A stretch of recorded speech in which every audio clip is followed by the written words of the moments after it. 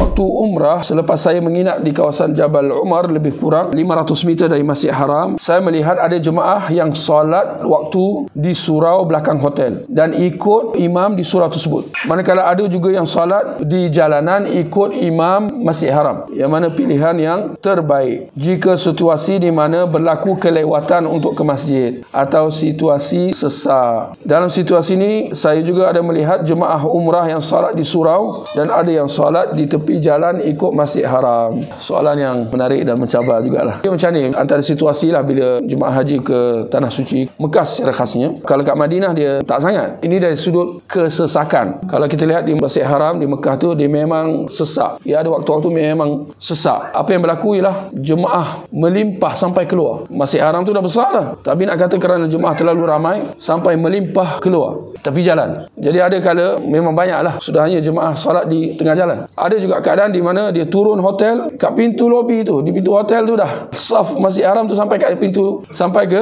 pintu hotel dia, sampai gitu sekali. Jadi kiranya dia dapat buka pintu je, saf ada kat depan dia. Ada sahaja surau-surau atau kita kata masjid lah, masjid-masjid kecil dekat sekeliling Masjid Haram tu ada. Sebab kadang-kadang kalau nak jalan ke Masjid Haram tu berkilometer jauh dia. Jadi bayangkanlah kalau solat fardu sehari semalam, setiap kali nak jalan itu memang akan timbul kesusahan besar lah. Lagi-lagi bagi orang yang tinggal kat Mekah tu. Jadi apa yang berlaku ialah mereka solat di masjid-masjid yang berdekatan. Jadi soalan di sini, antara dia nak solat di tengah jalan dengan masjid kecil yang berhampiran, mana yang lebih utama?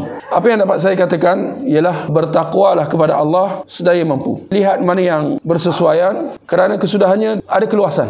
Sama ada nak solat di saf yang melimpah kat luar sampai ke jalan, tapi dengan syarat kita memang tak mampu untuk nak teruskan lagi perjalanan. Kerana ada kala jemaah memang sengaja nak solat kat luar, padahal ruang kat dalam Masjid Haram tu ada lagi. Itu berlaku juga. Di situ kita kata tak wajarlah untuk dia nak solat kat luar, sedangkan kat dalam kosong lagi. Hendaklah sedaya upaya pergi ke depan. Seperti mana kita maklum, dalam solat berjemaah hendaklah kita sempurnakan saf-saf di hadapan dulu, bukan sempurnakan saf di belakang. Itu lebih senonoh bagi jemaah perempuan. Ya, kalau lelaki dia kena sempurnakan saf di hadapan. Apa yang dapat saya katakan ialah ada keluasan. Mana yang difikir lebih sesuai, sama ada nak solat di tengah jalan atau di dalam masjid-masjid kecil atau surau yang berhampiran, itu terserah. Apa yang pasti, ini pun penting.